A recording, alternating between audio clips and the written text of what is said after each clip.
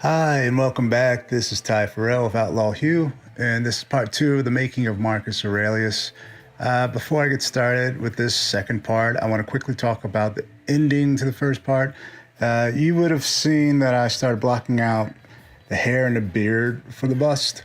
Also went deeper into details for the eyes. I really don't necessarily recommend going after the eyes while you're still blocking in the basic sculpt.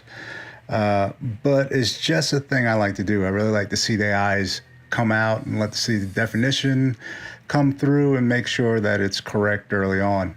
Sorry about that. That was my little kid in the background, and you'll hear him coming in and out, I'm sure, with other videos.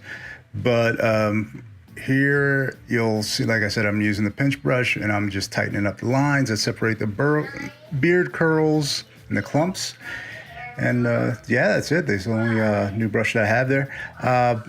But what I'll do here is I think you'll get it all once again through the time lapse. So I'm gonna shut my mouth and let the time lapse go.